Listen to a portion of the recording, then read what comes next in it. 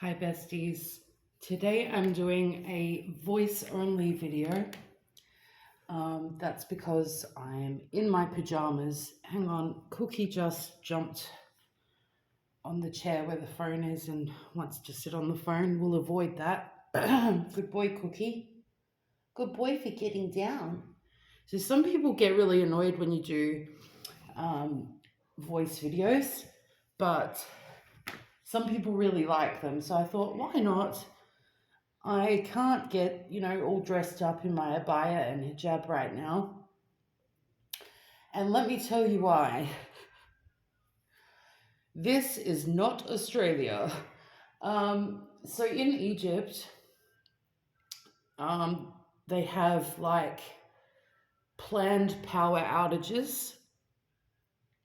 I haven't really done research into it, but I've heard about why before, and I might be correct or incorrect, so don't, take my word as gold.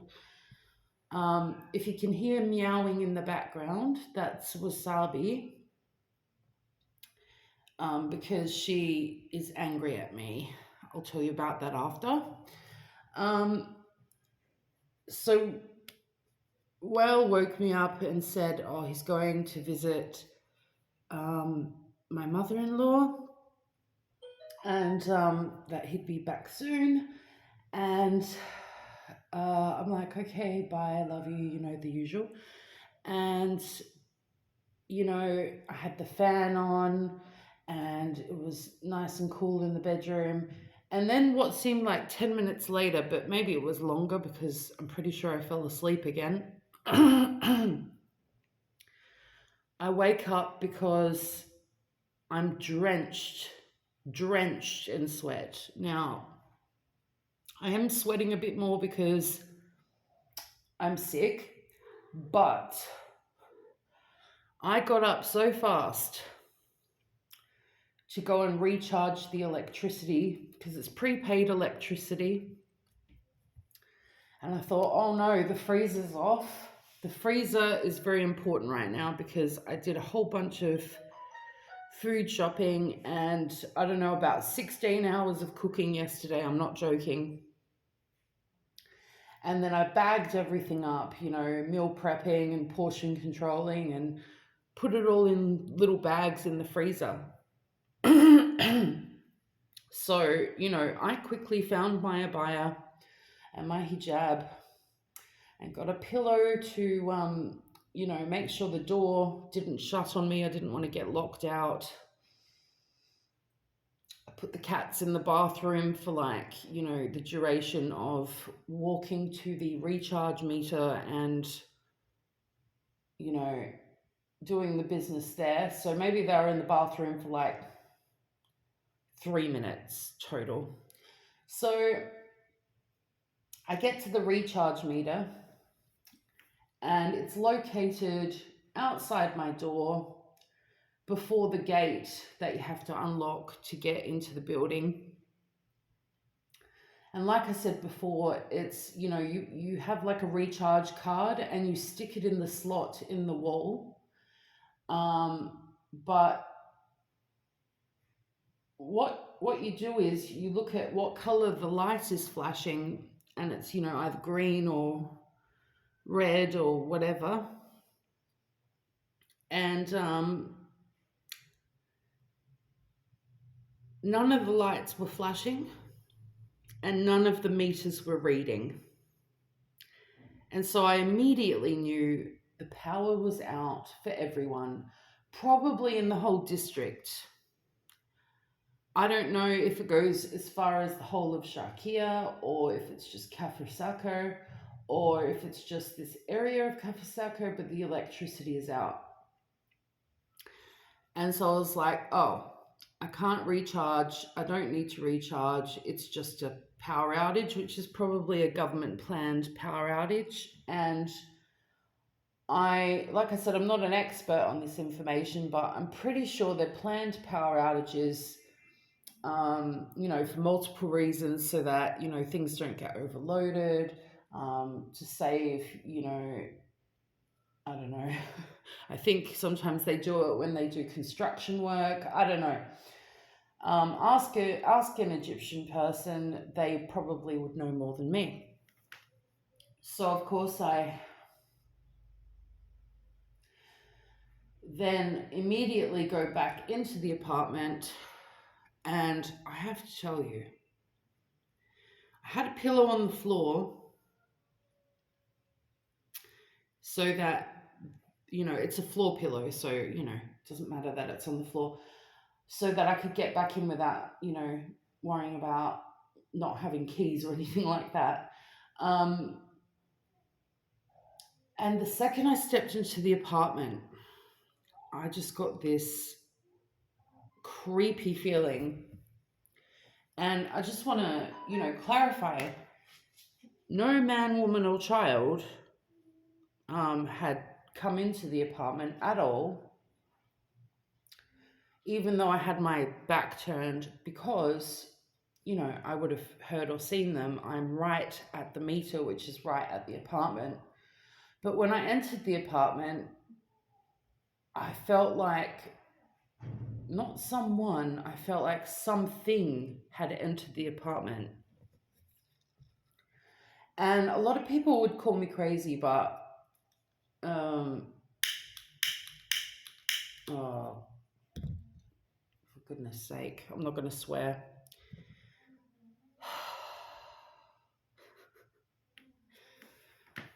One minute. Well, not a whole minute. I just got to run to the other room. Give me a minute, besties. Oh my god.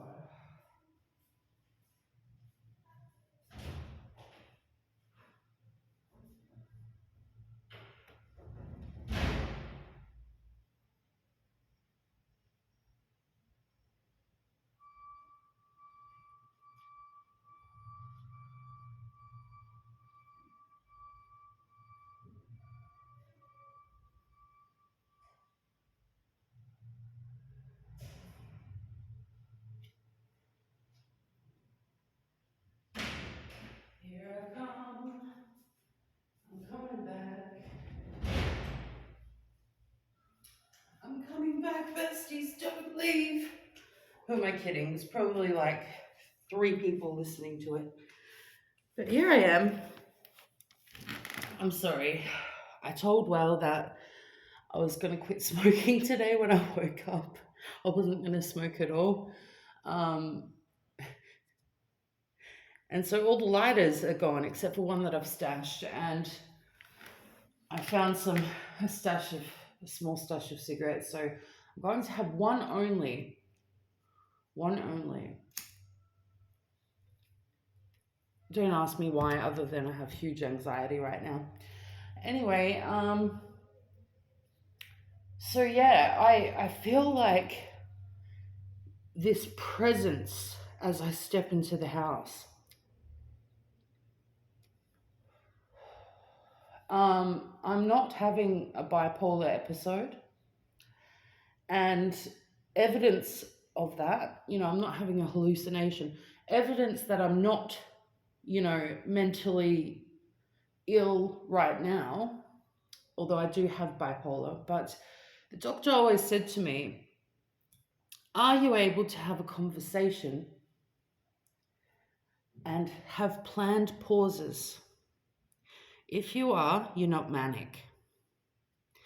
Now, when I go manic, I'm like blah blah blah blah blah blah blah blah blah blah blah blah blah blah, and I don't make sense. But my usual style of talking is quite like this, and although the thoughts, the story jumps around, that's quite normal for me. Um, and the point of that is, I sensed something in the house that I did not sense before I left the apartment to charge the card. And how can I describe it? I honestly feel like something very dark has entered the apartment. Now, I'm not sure if it's the same one that was here before or if it's a different one. at this stage, but I've never been mistaken on these things.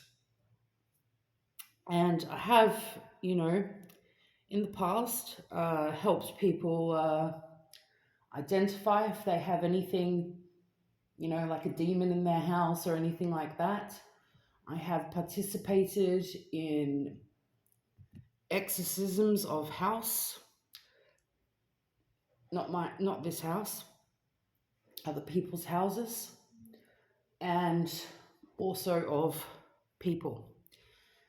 And so I do have like a knowing, a sense, and I don't know, something just feels really off. Um, so I have to investigate that and maybe cleanse the house. I know there's a lot of people out there that don't believe in this thing type of thing, but I do, and I do because I've seen so much. And not just by myself, in groups of people that work together. Once you've seen, you know, books flying across the room, or objects hovering, or, you know, a possessed person speaking a language they've never even heard of, then you would actually become a believer in this type of thing. But because most people are not exposed to, you know, full frontal of this type of thing, a lot of people just don't believe it. But for those who do, I'll keep you updated for whatever this presence is that has entered the apartment. I don't know why it entered the apartment when I opened the door. Maybe I need some protection at the entry of the house after we sort out what the story is with this. I'm going to say demon because I do have a sense. I didn't see it, I felt it.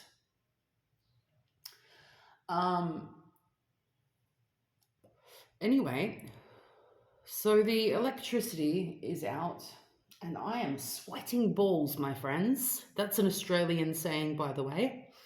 I hope nobody's offended. And it's especially horrible because I'm quite ill. I'm sure that the power outage won't last too long, maybe a couple of hours at the most. And then I can put the fan back on. That'll be so nice. So, like I said, I've been quite ill. And what's been happening with that is I get hereditary kidney stones. And for me, it's so frequent that they, you know, in Australia, they said that if it continues to be frequent, I'd be at risk of kidney failure because every time I get it, like it blocks the tubes to, you know, things and then I can't, you know, pass water and then, you know, the urine gets flushed backwards into the kidney and, you know, it can damage the kidney. And if it gets too damaged, you can get kidney failure. So in Australia, they said I would need surgery if that continues. And not only has it continued, it has increased in frequency for me. And unfortunately, because on this occasion, it's blocked, you know, certain tubes within my, you know, tract. It's gone back into my kidney, and you know, it basically I can drink liters and liters of liquid, and only a small amount comes out. And granted, you know, I am sweating a lot because I'm sick, but you know, when I go, there's a lot of blood. So I have a kidney infection right now, and it's extremely painful, and I'm trying to pass large kidney stones. Not just one, several. And That's normal for me, and it's extremely painful, especially now that my kidney is infected. So I went to the pharmacy, and this particular pharmacy has an actual doctor, like a general doctor, who is also the pharmacist. So he's a pharmacist and a GP. Or if you're American, I think you'd call it an MD. I'm not sure. If you're British, I think maybe you'd call it a general practitioner. Anyway, moving on. So I went to see the doctor with Whale at the pharmacy, described to him with Whale what was happening, my previous history, that kind of thing. And he gave me a form to do a urine analysis. And, being able to get that kind of treatment at the pharmacy is pretty handy. And ordinarily, I would see, a female doctor, but this doctor did not charge me for the doctor visit because I just came to the pharmacy, and I guess he's super kind to everyone. He just gave me the urine analysis paperwork. And the first day I did the sample, and then Whale very kindly went to drop it off to the analysis place. They were closed. Sorry. No, the first time he went, they said they were only open an hour before and that they were closed. The second time he went, they were closed because it was a holiday. And the holiday was the birthday of the Prophet Muhammad, peace be upon him. And so, almost everything was closed. So the next day, I did a sample again, and they were open. And within 2 hours, I got the results back. I didn't take them back to the doctor. I just looked at the results myself. And, I'm used to looking at the results for this type of thing. And basically, the measurements indicated that I had a severe kidney infection and that indeed I'm going to pass kidney stones. The numbers were right up there, and the doctor had already given me the medication to start after the urine analysis, and he said, if the results are that, then, start taking the medicine. So I'm taking broad spectrum antibiotics, which I have to say are starting to work, but I've almost finished them, so I'm probably going to need a second script for that. I've still got blood in, when I pass water, but it's not as bad. And I'd say that's because, I'm taking the antibiotics for the kidney infection. But yeah, I haven't passed the stones yet, and so to break up the stones, I'm taking strong herbal tablets. And ordinarily I'd say, well, what are they going to do? It's just herbal tablets. But the doctor swore by them and said, if you take these, you need 2 and 2 and 2, so 6 a day. Don't skip any doses. It will break up the kidney stones. It is strong. And I Googled the medication, and the description was exactly that. So I have been taking the herbal tablets religiously. And hopefully that will help. Unfortunately, I started getting some symptoms. I normally have very low blood pressure, Now, a lot of people would presume I have high blood pressure because I'm overweight, but no. A lot of people in my family have very, very low blood pressure, and I'm one of those people. Anyway, so I started getting extreme symptoms of dizziness and faintness that were above and beyond my pot symptoms.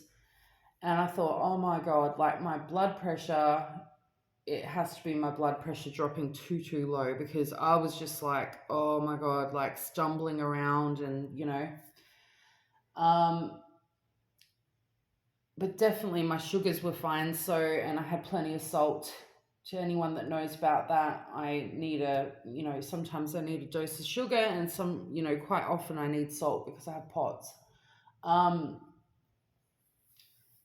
so I looked up the medicine and the herbal medicine, and it said sometimes it's actually used to also dramatically lower people's blood pressure. And I thought, oh my God, maybe I should have told the doctor that I get low blood pressure, because now it's like on the floor.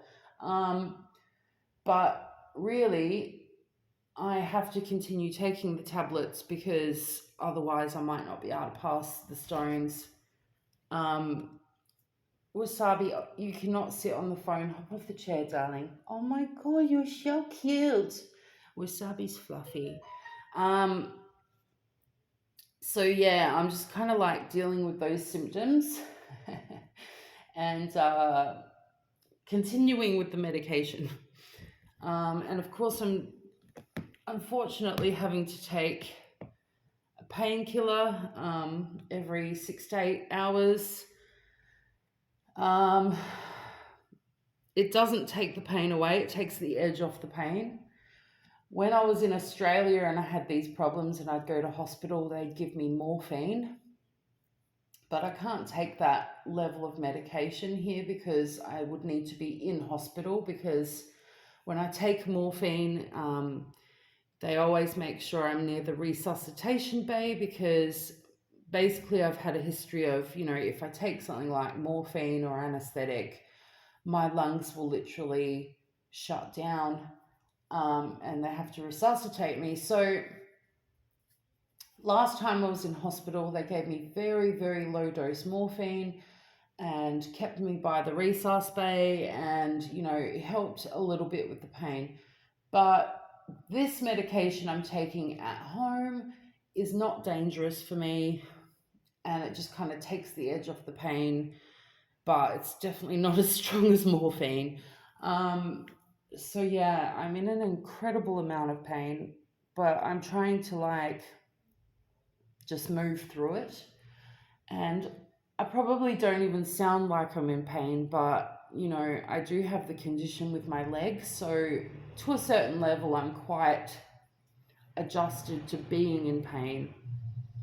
Um, so yeah, that's basically the very long history of what the heck is happening with my health right now. Um, very, very unpleasant. Very unpleasant, I have to tell you. Um,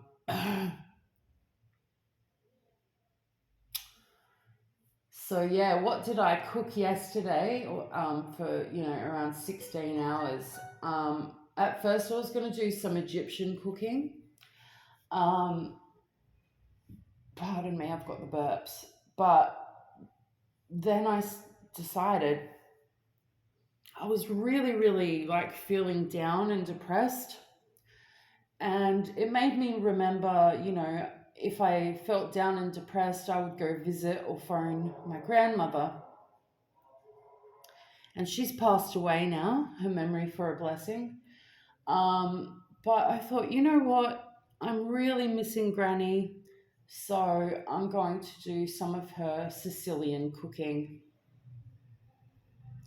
And so I did a combination of, you know, uh, what do you call it when you combine two different cultural foods? I don't know. I did like Egyptian cooking and Egyptian fusion, Sicilian cooking, which probably sounds really weird.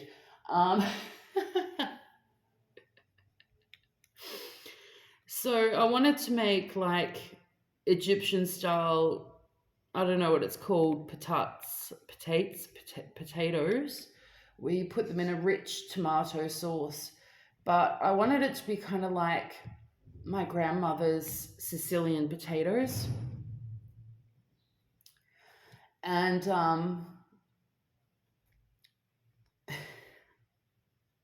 boy, they turned out good. So I did those and portioned them up, and they're really spicy. Um, and I put them in the freezer. And I made some pizzella, which is Egyptian, but I did my own little twist on it because there's like a pea soup that my grandmother used to make. And so I kind of made it like a fusion dish. And I put like little small bits of stewed steak in it. Like, not a lot of meat, but yeah, it's like pizzella, but I don't know, thick. And I did it with Egyptian spices like cardamom and black pepper and that kind of thing. And let me tell you, that turned out so nice that even my husband said that I had successfully cooked pizzella and that he loved it and he had 2 bowls of it. Now, anybody that watches my videos will know that my husband does not like my cooking. And that's very common, if you're a foreigner and you marry into a different culture because they're just not used to your cooking. But when I made the pizzella, he had 2 bowls of it and he was like breathing it in. Like he wasn't just eating it, he was like, wow. So that's the first time that's ever happened. I was like, is he pretending? Why is he like, wow? Um, so I portioned up the rest of that batch of pizzella and put that in the freezer.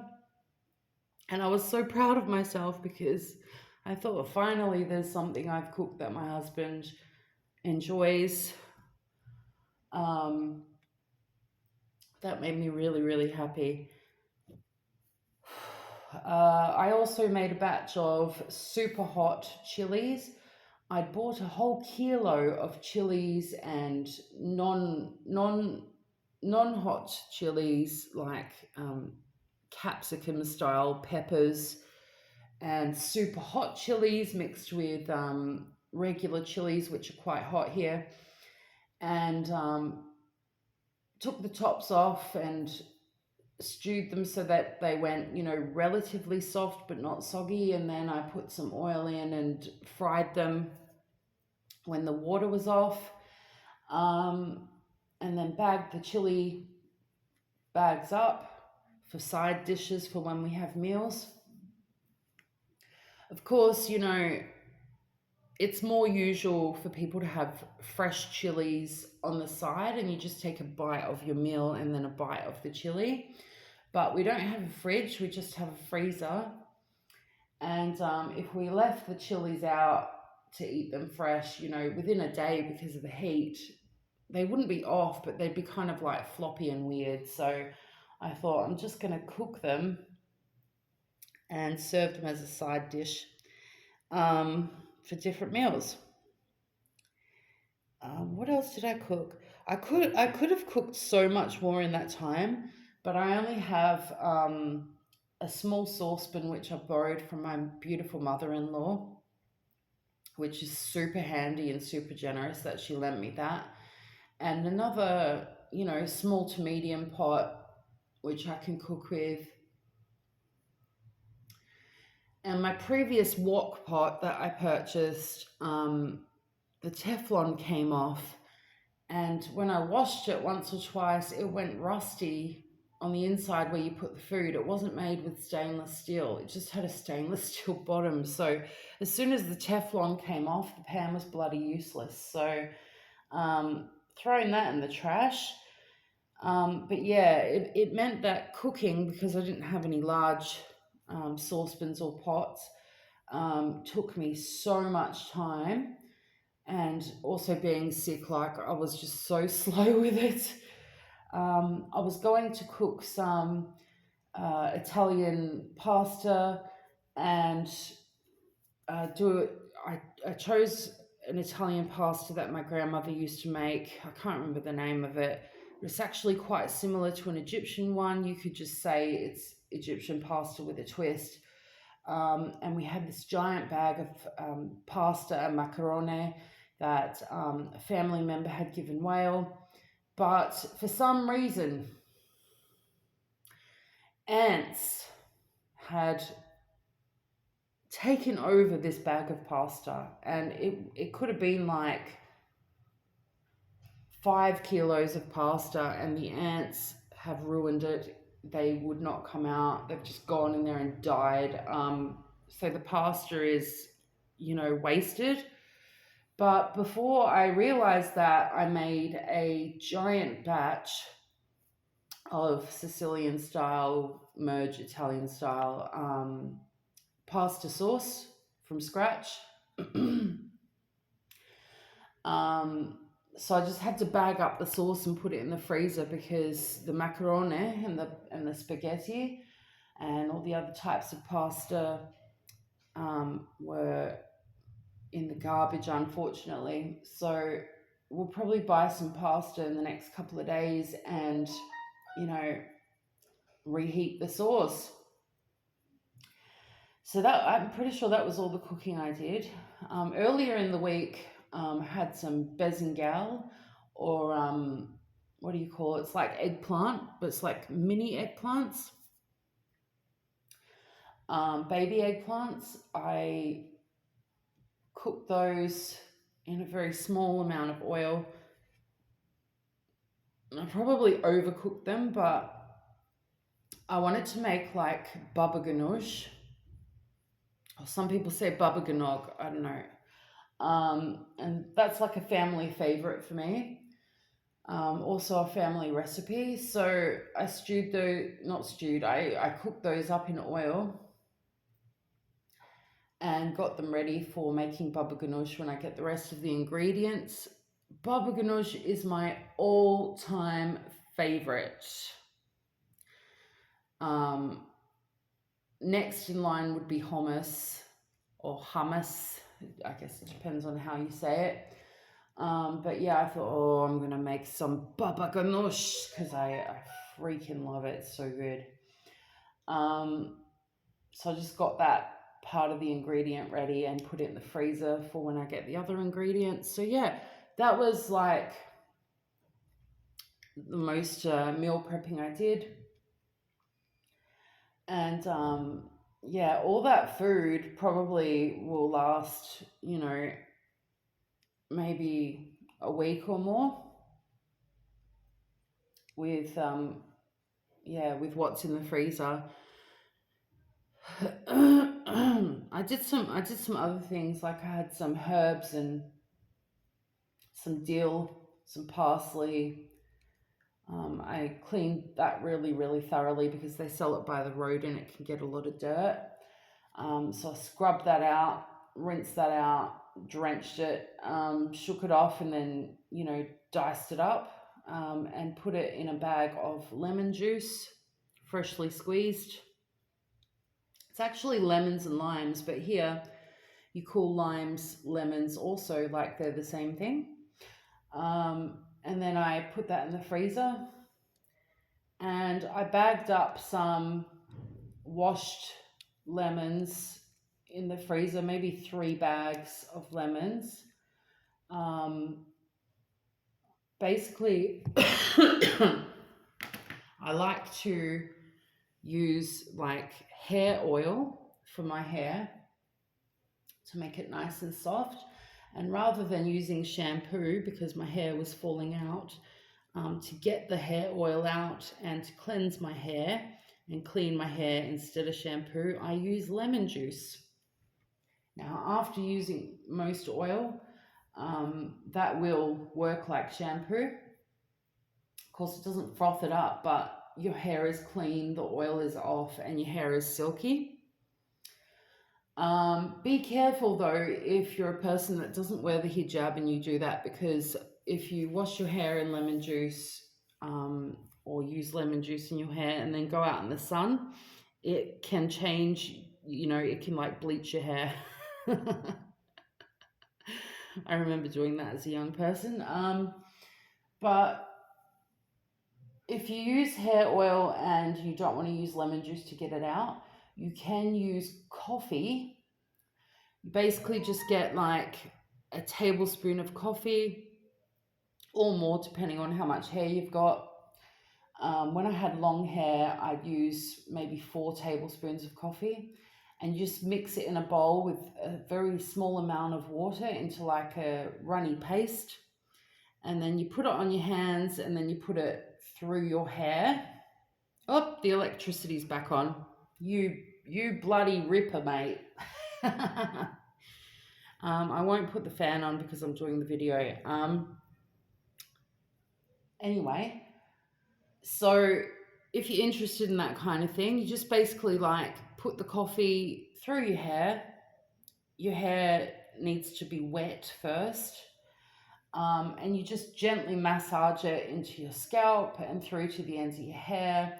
And if it starts to dry out and stick to your hair, you can just like add a bit of water to your hair with your hands little by little, and you just massage it through. And then you leave it for like 2 minutes, and then you wash it out and the oil comes straight out. It's a little trick I learned from TikTok. And the nutrients from the coffee are quite good for your hair. Same with lemons, same with the oils. So yeah, I'm not using shampoo anymore. I found that I was using Pantene shampoo, and haha, it says anti-hair fall, and my hair was already falling out like a lot. But when I started using this anti-hair fall Pantene shampoo, I swear it made it worse, like completely worse. So I finished up with that shampoo. Oh, the internet's back on now, so there's going to be dinging in the background. I apologize. And now I'm just, trying out natural products. I found that using lemon juice after oil, like anyone who gets dandruff, give it a try, because it's like it's neutralized my dandruff. I'm not joking. Yeah, like I'm starting to get a little bit back now, but I'm also due to oil and lemon my hair again, so then it'll all go away. It's a little natural kind of remedy, little side effect that works to get rid of that. It's fantastic. What else can I talk about? Oh God, I'm in so much pain right now. I'll just have a sip of my iced coffee.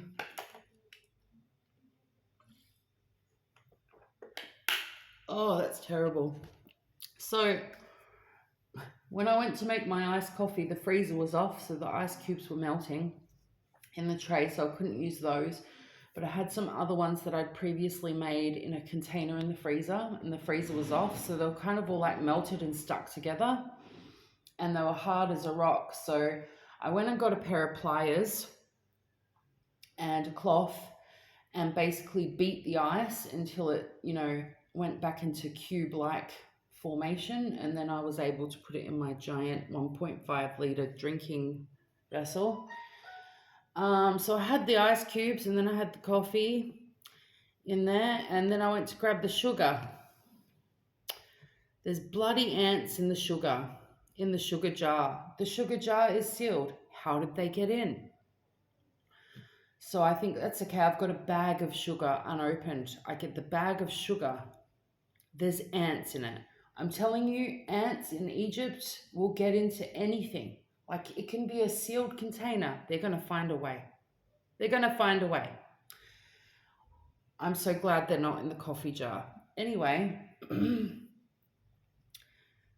I feel like ants in Egypt are different to ants in Australia. Like ants in Egypt are so small and like as thin as paper, and that's probably why they can squeeze into things like even a jar.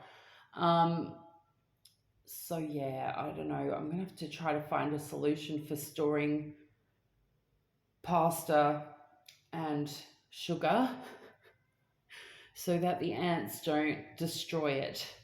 Of course, they're pretty cheap to replace, but that's not the point. I don't like it when food is wasted.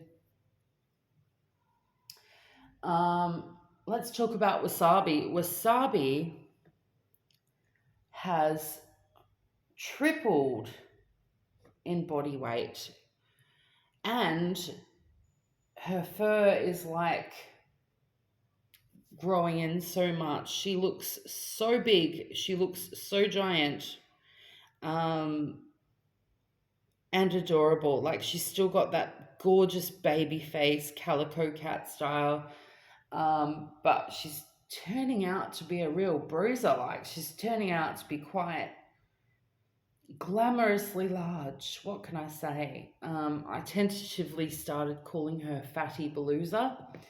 Um, Belusa means fat or overweight, um, because she's just so cute and fat. um, and she's very healthy, and she has this thing where I saw on Facebook somebody had a ginger cat, and they said orange cats in their behavior. Now my cat is not a ginger, but she's acting like the ginger I saw on Facebook. She's acting like the orange cat. She goes wild. You know, when she first came, Cookie was very dominant over her. Now Cookie is like, please leave me alone. Please don't eat me. She is in a playful way. You know, she doesn't hurt Cookie, but she will dominate him, and she will go around the house at full speed like a bullet train, playing, tossing about. She'll flip herself around upside down. She is just like crazy wild and always happy and eating so much food, and she's getting so fat. Um, but that's a really good sign because, you know, I need her to be healthy and happy. And as for Cookie, you know, anyone that hasn't caught up on the story, Cookie ran away some time ago and into the street with street cats. And let me tell you, he came back after about 10 days or so. And how can I say this? He was on death's door. This is no exaggeration. I could not get him into the vet. I treated him at home. He was covered in feces, so I had to wash him, and he had wounds on him. I won't describe the wounds, other than he'd been bitten by either a cat or a dog. And other than that, he had scratch wounds, and he was traumatized, exhausted. His voice was like very low and faint, and he really just made it to the house, and he couldn't go any further. So I was actually expecting to nurse him until he, you know, passed. However, however, Cookie has made a miraculous recovery. Let me tell you, I am not exaggerating. I honestly believed that he was not going to make it. Um, so I tended to his wounds. I cleaned and tended to his wounds. I cleaned his body, his face. Um, During that process, I was scratched to the point where blood was drawn. He didn't like me touching him with his wounds, obviously, and washing him and that kind of thing. And fair enough. Um, So Cookie is quite recovered, quite well, quite happy, and literally back to his normal self. Um, Now that the vet is available again, but he's well again now, I'm still going to send him with some friends who have volunteered to get a checkup and any shots that he needs and that kind of thing. Now, because he was bitten by another cat or a dog, that means he was exposed to rabies, possibly.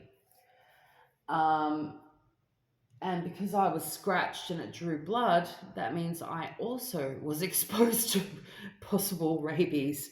Um, and before anyone says, oh no, it's only if you get a bite, no, it's also if you get a scratch and it draws blood. I went to the hospital, I got my first rabies post exposure shot. Um, Something ended up happening and I can't really explain it, but I couldn't go back to get my other shot and on time.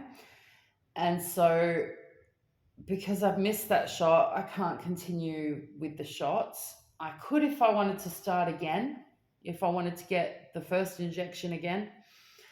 But honestly, I feel like my risk is so low.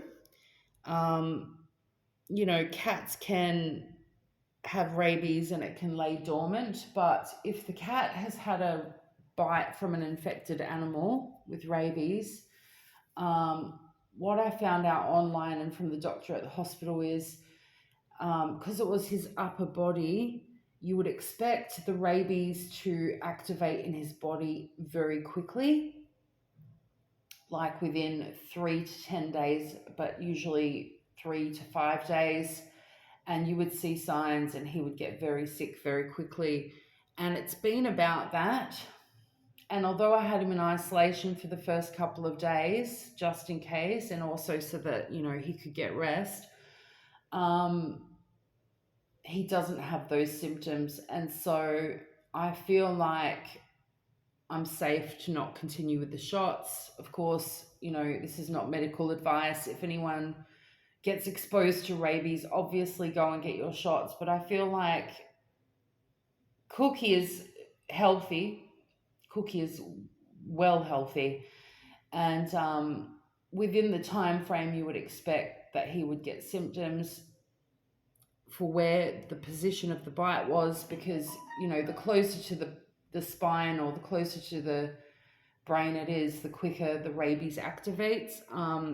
His bite was on his upper body, over his spine, on his side, and very close to his head, so close to his brain. So it's got the brain and the spine area. So you would expect him to be sick within 3 to 7 days, realistically, statistically speaking. And like I said, he's not sick. He doesn't have any symptoms, and neither do I, thank God. So I've decided not to continue with the rabies shots for myself, post-exposure shots. I just feel like the risk is pretty much, so low that I'm fine. I hope that I've made the right decision. Um,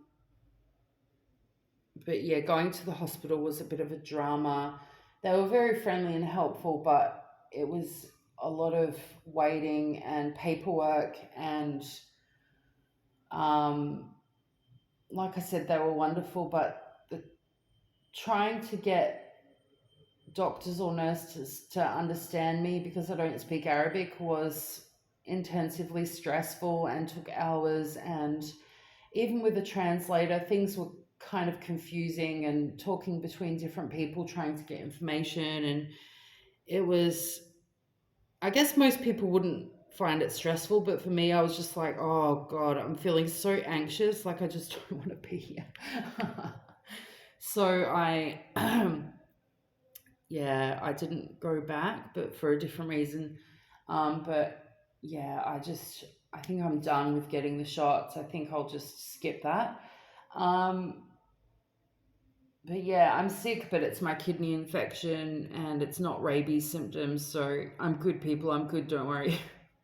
Um, Now, when Cookie goes to the vet, because he hasn't had any symptoms of the rabies, they may assess him for if he can get a rabies shot. I don't know. But generally, if cats have been exposed to rabies, they won't give them the rabies shot because it's too late. But I don't know, because of the timing, they might give him one. And, any other treatment that he needs, he'll get. They do free worming and vaccination at this veterinary surgery. It's like a community project. However, I'd previously bought worming tablets for Cookie and Wasabi, and so I'll just send the tablets along to the vet and they could use those instead. Um, he does have fleas again.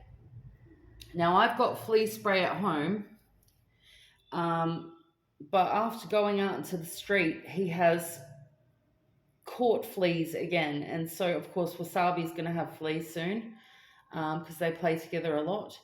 Now, last time I used the flea spray, I'm not joking, the fleas were gone within like 3 hours. I've never seen anything like it, like gone. And then weeks after, no fleas, nothing, no problems. However, although his wounds have healed up, I feel like I shouldn't spray him with the flea spray because it's like an all over body flea spray. I feel like it's better to leave him with the fleas for at least another week. Now, I know a lot of people are going to go, oh, that's neglectful, but he's got freshly healed wounds. And I don't feel like spraying a chemical flea spray on him is going to be in his best interest. I think that would be, incredibly risky. Maybe,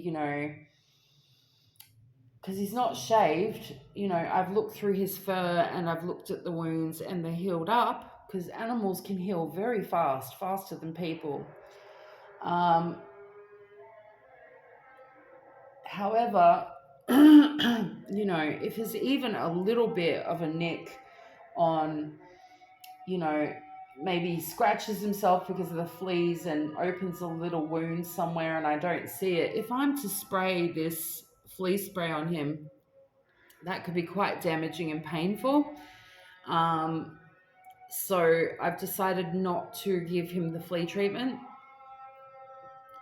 And I know that there aren't any other types of flea treatments available here because I went to the pet store to get the flea treatment and they were like, yeah, you just spray it all over the cat.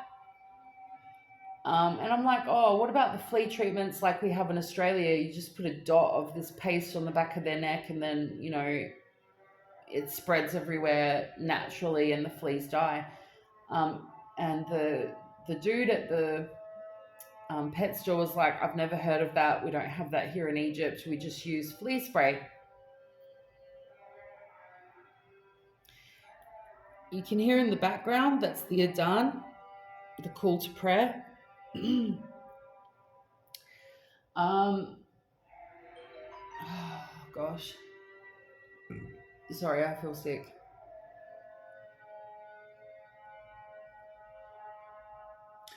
So yeah, Cookie will be going to the vet.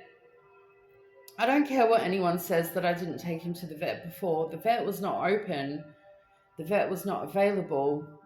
We're in a village town and it's not the West, things that are open and things that are available are not the same. An example of that would be previously we needed a locksmith because we were locked out of the apartment on accident. And I was like, oh, let's just call the locksmith and it's after hours, so it'll be just a little bit more expensive. We can afford it, it's fine. And everybody that was standing there helping us was like, yeah, no, that doesn't happen here. You have to wait until, 10 or 11 or 12 the next morning for a locksmith to be available. They don't do after hours. They turn their phone off. This is a village town. So the situation is not the same here. I had a lot of people commenting that I'm neglecting the animal, that I'm neglecting the pet, my love. Um, but not only was it after hours when he came back at like 3 o'clock in the morning, but it was also a holiday, and some places were closed for 1 day, and some places were closed for 3 days. And by the third day, his wounds had healed to the point where he did not need emergency treatment. We treated him medically at home. And a lot of people have experience with animal care, and I'm one of those people. Am I a veterinarian? No. Did he need emergency treatment? Yes. Was it available? No. Did I give him emergency treatment? Yes, I did. Am I experienced in this? Yes, I am. So I don't really care what people think. People that comment probably think, you could just go take your credit card and go down 1 minute down the street and, an emergency vet will be open. Yeah, sure. That's the situation in Australia. But this is Egypt and this is a village town. Services are not the same. Things you can acquire, purchase, go shopping, or if you need help for things, are not available on tap. They're not available immediately when you need them. And sometimes that means you can't get what you need. And that could be emergency treatment for your animal. So I just want to reassure people who gave well wishes and were not judgmental that Cookie did receive emergency treatment, but he received it from me. When I was a kid, I lived on a farm, and at school we did some animal care studies. And on the farm, well, life was a lot about animal care. And I have tended to animal wounds before of varying kinds. And I've also treated animals. An example of this is when, I'll give you an example, a cow, for instance, a cowella, can get an abscess or a tumor on the outside of their body. And one time, the veterinarian was unavailable. So I did what the veterinarian does. I pierced the football-sized tumor or cyst on the outside of the cow's body, bursting through the membrane, and, allowed the liquid to come out. And that's all the vet would have done. I did it myself. I've tended to sick cats, sick dogs, sick goats, sick ducks, sick chickens, sheep. I've birthed animals. I've done some animal husbandry. So I've assisted when horses have given birth. I've assisted when cats and dogs have given birth. I've assisted when a cow was giving birth. Yes, I stuck my entire arm inside a cow and pulled out its baby by its feet. Listen, some of us have life experiences where we may not be qualified on paper, but certainly in an emergency situation, we know what to do in a general way, and we know how to act and not panic, if there's a service that's unavailable. So I don't have anything mean to say to anyone that was like accusing me of neglect. But, if you're going to accuse people of neglect, probably get all the facts first, because Cookie received medical treatment. Cookie is quite well healed, and I'm happy with the results. And so is Cookie. Cookie is back to his beautiful, gorgeous self. He's so happy and affectionate. Um, and he's definitely eating more food. And like I said before, thanks to everyone that said positive things because I really needed to hear them. Although Cookie was healing and I could see his progress, it was quite depressing for me because, you don't like to see animals when they're hurting. It can be quite confronting, but yeah, he's definitely back to normal now. I'm so happy. And he's just wanting cuddles all the time. Anyway, next time I do a video, I'll be on camera, um, or I'll do a live video. Uh, Let me know what type of content you'd like to see, and I'll take it on board. I will be making a video or doing a live video soon, even though I feel sick. I just feel like it, I like to do that. So, yeah, if anyone has suggestions, please leave a comment down below. I really don't know if anyone would listen this long. Maybe three people. But anyway, I'm gonna go now. And thanks for the chats, and I'll catch you next time. Bye, besties.